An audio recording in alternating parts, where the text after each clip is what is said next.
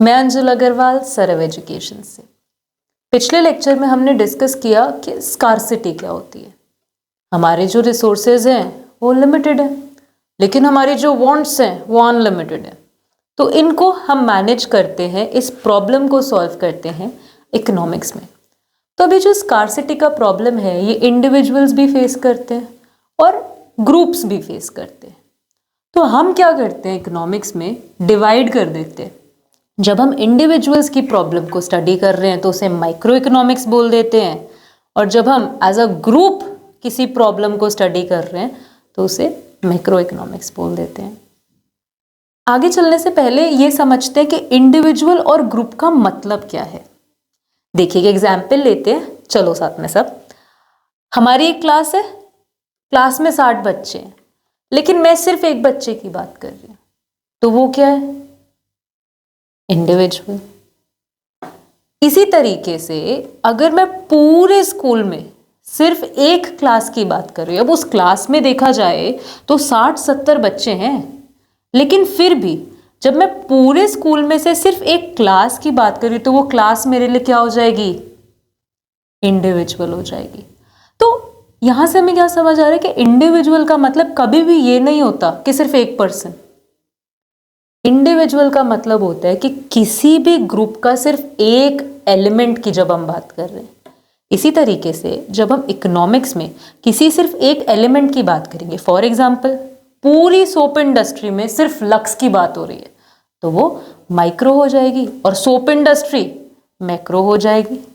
लेकिन अगर हम सभी इंडस्ट्रीज की बात कर रहे हैं तो सभी इंडस्ट्रीज में से सिर्फ सोप इंडस्ट्री क्या हो जाएगी, माइक्रो हो जाएगी, और टोटलिटी ऑफ इंडस्ट्रीज क्या हो जाएगी, मैक्रो हो जाएगी।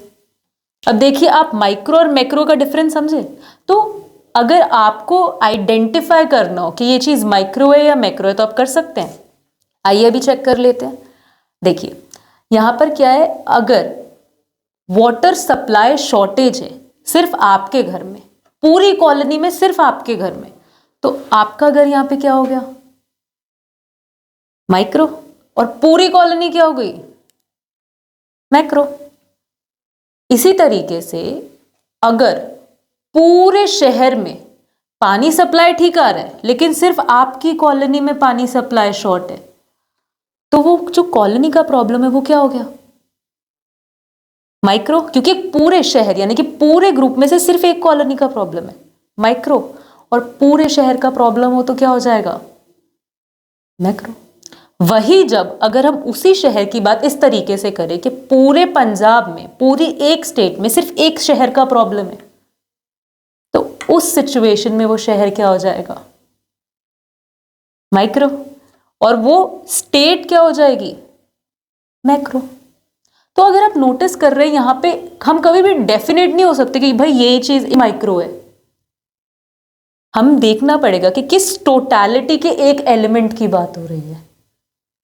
इसी तरीके से अगर हम पंजाब को, अभी पंजाब हमारे लिए मैक्रो था, लेकिन अगर हम पूरे देश में सिर्फ पंजाब का प्रॉब्लम है तो उस केस में पंजाब मैक्रो से किस में शिफ्ट हो जाएगा, माइक्रो में, क्योंकि पूरे देश में इतनी सारी स्टेट्स में सिर्फ पंजाब की बात हो रही है। तो अब आप माइक्रो मैक्रो का मतलब समझ गए। आइए अब इसका डिफरेंस डिस्कस कर लेते हैं। सबसे पहले इनके मीनिंग में क्या फर्क है वो हम अभी तक जो बात करते हैं उसको फॉर्मली कैसे लिखना है एक बार पढ़ लेते हैं। The branch of economics that studies the behavior of an individual consumer, individual firm, individual family is known as microeconomics। वही कि जब हम individual units के बारे में बात कर रहे हैं तो हम उनको क्या बोल देंगे, microeconomics। macroeconomics क्या है, the branch of economics that studies the behavior of the whole economy। जब पूरी यानी कि टोटलिटी में बात हो रही है किसी ग्रुप की तो उसे हम क्या बोल दे रहे हैं, मैक्रो इकोनॉमिक्स। अब माइक्रो इकोनॉमिक डील करती है इंडिविजुअल इकोनॉमिक वेरिएबल्स में। इंडिविजुअल बोले तो single units. Macro economics deal कर रही है एग्रीगेट ऑफ इकोनॉमिक वेरिएबल्स में। अब एग्रीगेट का क्या मतलब है, जब हम सम कर दे रहे हैं, जो हमारे यहाँ पे इंडिविजुअल्स है, जब हम उनको टोटालिटी में पढ़ रहे हैं तो वो हमारे क्या बन जाएंगे, एग्रीगेट इकोनॉमिक वेरिएबल्स।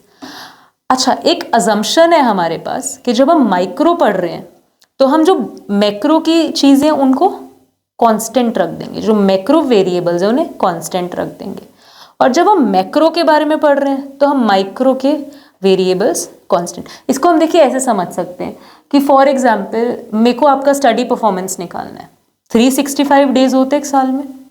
अब इन दिनों में आपका बर्थडे भी आता है, कुछ फेस्टिवल्स भी आते हैं, शादी भी आती है किसी की रिलेटिव की। अब जैसा आप शादी वाले दिन बिहेव कर रहे होते हो, क्या आप नॉर्मली भी वैसा ही बिहेव कर रहे होते हो?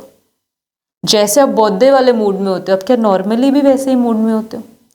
तो जब मैं आपका स्टडी परफॉर्मेंस निकाल रही हूँ, अगर मैं आपका सब कुछ उठा लूँगी, सारे मूड्स उठा लूँगी, तो मैं बोलूँगी यार ये तो बहुत नॉटी है, यार ये तो बहुत मस्ती करता है, ये पढ़ाई में अच्छा नहीं हो सकता।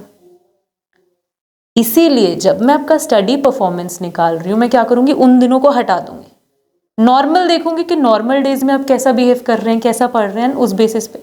इसी तरीके से जब हम माइक्रो या मैक्रो इकोनॉमिक्स पढ़ रहे हैं, तो अगर माइक्रो पढ़ते हुए हम बड़े वेरिएबल्स को छेड़ेंगे, मैक्रो वेरिएबल्स को छेड़ेंगे, तो हमारे रिपोर्ट्स कभी भी, हमारे डिसीजंस कभी भी सही नहीं हो सकते। तो क्या अजम्पशन है, it assumes that all macro economic variables are constant. Micro में क्या अज्यूम कर रहे हैं, all macro economic variables are constant. Macro में क्या अज्यूम कर रहे हैं, all microeconomic variables are constant. Okay, so micro किस चीज से concerned है, theory of product pricing, theory of factor pricing, theory of economic welfare। मतलब बेसिक बात क्या हो रही है कि कंज्यूमर कैसे डिमांड करेगा, एक कंज्यूमर मार्केट में कैसे बिहेव करेगा, एक इंडिविजुअल यूनिट कैसे वेलफेयर के बारे में सोच रही है। ठीक है, मैक्रो में क्या बात होगी कि टोटल डिमांड कितनी है, टोटल वेलफेयर के लिए क्या हो रहा है, कैसे जॉब क्रिएशंस हो रहे हैं, अनएम्प्लॉयमेंट का क्या, मैक्रो में ऐसे इश्यूज डिस्कस होंगे। बेसिकली हम यहाँ से यही समझ कर जा रहे हैं कि माइक्रो में हम इंडिविजुअल प्रॉब्लम्स से डील करेंगे और मैक्रो में हम एज अ ग्रुप होल की प्रॉब्लम से डील करेंगे। तो आज के लिए इतना ही। Thank you so much, have a good day.